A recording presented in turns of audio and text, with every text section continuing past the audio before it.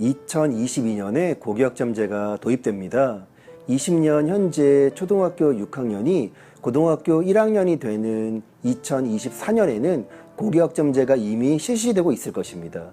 그 다음 해인 25년은 현재 초등학교 5학년인 학생들이 고등학교 1학년이 되어 역시 고교학점제를 적용받고 있을 것입니다. 현재 초등학생들 모두가 고등학생이 되면 고교학점제가 실시되어 그 제도 안에서 고등학교 생활을 하게 됩니다. 20년 현재 기준으로 중학교 2학년 학생부터 그 아래 학년 모두가 고교학점제가 적용되기 때문에 초등학생들도 고교학점제에 대해 관심을 갖고 준비하기 바랍니다. 초등학교와 달리 중학교는 많이 다릅니다. 초등학교는 특정 교과 수업을 제외하고는 학급 담임 선생님이 수업을 모두 담당하죠. 중학교에 가면 학급 담임 선생님은 조종례 시간에만 들어오시고 나머지 교과 수업은 교과 담당 선생님이 시간표에 맞추어 교실로 들어오십니다. 수업 시간마다 선생님이 바뀌는 거죠. 그래서 학기 초에는 어떤 선생님인지 알기 위해 긴장도 많이 하게 될 것입니다.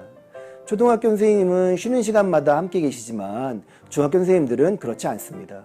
수업 시간도 초등학교 40분에서 중학교 45분으로 늘어나고요. 5분 차이도 꽤 큽니다. 과목 수도 초등학교에 비해 더 늘어나고 학습해야 할 양뿐만 아니라 내용의 깊이도 늘어나는 만큼 어렵습니다. 중학교 1학년은 자유학기제로 운영합니다. 이 기간에는 학생의 소질과 적성을 키울 수 있는 다양한 체험활동을 중심으로 교육과정을 운영합니다. 보통 오전에는 국영수사과 기술, 체육, 도덕 등 교과 수업이 이루어지고 오후에는 주제선택활동, 예술체육활동, 동아리활동, 진로탐색활동 등 자유학기 활동이 이루어집니다. 자유학년제는 지필평가와 같은 시험이 없습니다. 그렇다고 노는 학년이 아니라 자신의 진로에 대해 진지하게 고민하는 시작 시기라 할 수 있습니다.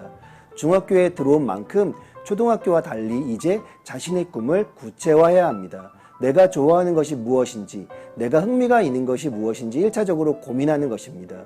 좋아하는 것을 넘어서 내가 잘할 수 있는 것이 무엇인지, 또 무엇을 통해 내 삶을 살아가는지 고민하는 것들이 2차라 할 수 있을 것입니다. 오전 교과 수업에 충실히 하고 그 교과 수업과 연계한 오후 주제선택 활동을 통해 보다 심화합니다. 주제선택 활동은 이후 과목 수행평가와 연계되기도 합니다.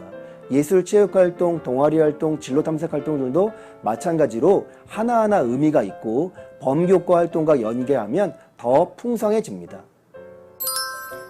따로 무엇인가를 준비하는 것이 아니라 자유학년제 기간 동안에 교과 수업에 충실히 하고 주제선택활동, 예술체육활동, 동아리활동, 진로탐색활동 등 자유학기 활동을 충실하게 참여하면 배움이 일어날 것입니다. 허투루 하는 것이 아니라 그 속에 진로 고민을 넣으면 됩니다.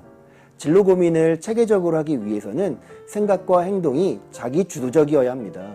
왜 이런 활동을 하는지, 이런 활동이 나에게 그리고 주변에 어떤 영향을 주는지, 어떤 의미가 있는지 살펴보는 것이 가장 중요합니다. 최근에는 각 시도교육청에서 학교방 활동을 많이 지원하고 있습니다.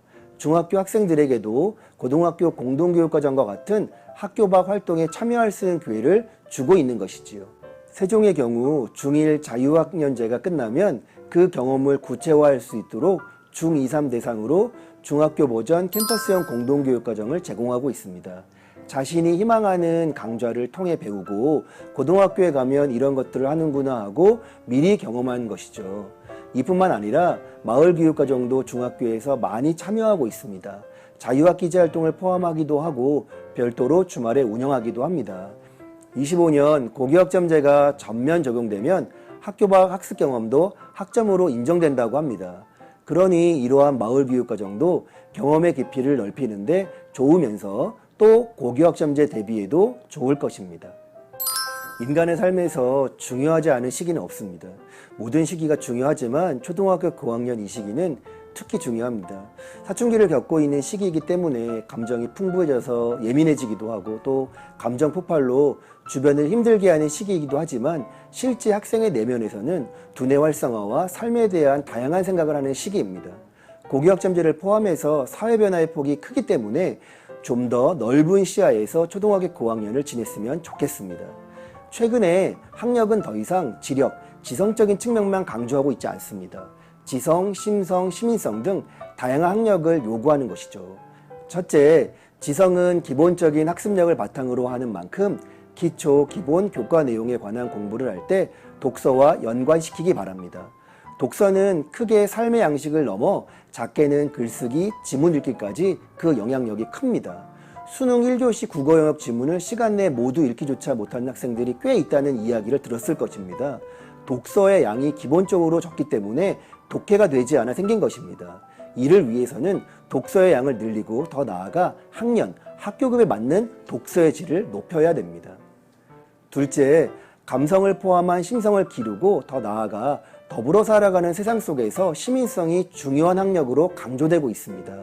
인성을 대학 입학의 중요한 지표로 잡고 있을 만큼 심성, 시민성을 기르는데 신경을 써야 합니다. 이를 위해서는 교과 공부뿐만 아니라 다양한 현장 체험, 동아리 활동과 같이 타인과 협업하는 경험이 중요합니다. 중학교 자유학년제도 그러한 취지 활동들이 많고 교과 수업의 수행평가도 모둠 활동 등 그런 취지로 이루어지고 있습니다. 자율활동, 동아리활동, 봉사활동, 진로활동 등 창의적 체험활동이 이러한 취지인 만큼 초등학교 때는 이러한 경험을 잘 살리기 바랍니다. 셋째, 진정한 의미의 학력은 배우고자 하는 마음입니다. 건국대 등 6개 대학이 제시한 학생부 종합전형 평가 요소 중 학업 역량은 학업 성취뿐만 아니라 학습 태도, 학습 의지, 그리고 소통 능력을 중시합니다. 학생의 발전 가능성의 지표로 자기주도성, 경험의 다양성, 리더십을 중시하는 것만 보아도 더 이상 학력이 점수만을 의미하는 것은 아닙니다. 부모는 끊임없이 자녀와 삶에 대해 이야기하고 진로에 대해 구체적인 대화를 나누어야 합니다. 물론 어려운 일입니다. 보통 자녀들이 부모님과 이런 이야기를 나누는 것을 좋아하지 않습니다. 아이들의 입장에서 보면 게임이나 휴대폰 사용 같은 무언가를 금지시키려고 이야기한다고 오해하기 십상이기 때문이겠죠. 자녀와 대화하는 기법을 배워야겠죠. 부모 공부도 참 중요합니다. 진로진학 학부모 아카데미에 초등학교 학부모님들도 많이 참여하고 있습니다. 그만큼 갈급함이 있다는 것이겠죠. 대학 입시 정보를 비롯한 각종 진로진학 정보를 아는 것도 중요합니다. 따라서 초등학생 학부모님들은 대학 입학 박람회, 진로진학 설명회 등 안내가 오면 적극적으로 참여하기 바랍니다. 자녀와 함께 갈 수 있는 행사의 경우에는 함께 참여하는 것을 권장합니다. 가기 싫어하는 자녀에게 푸드트럭에서 맛있는 거 사준다고 약속하고 먹거리를 들고 이것저것 필요한 정보를 얻으러 돌아다니는 것 그 자체, 그것을 추천합니다. 이러한 상황 속에서 우연히 무언가를 발견하고 느끼는 경우도 참 많습니다. 자녀가 무엇에 관심이 있는지, 내 아이가 무엇을 잘할 수 있는지 면밀히 살펴야 합니다. 사회적으로 명성이 있는 직업, 안정적인 직업만 강조하면 오히려 역효과가 납니다. 시대가 급변하고 있습니다.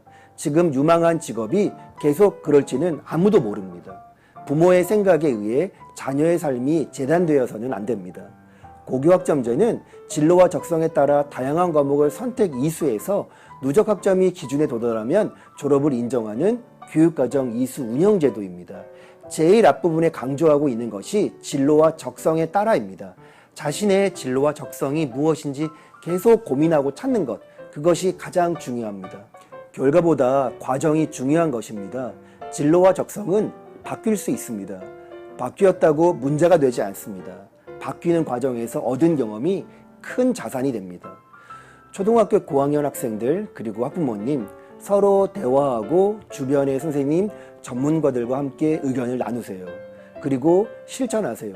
그 과정에서 성장을 경험할 것입니다. 여러분 모두를 응원합니다. 감사합니다.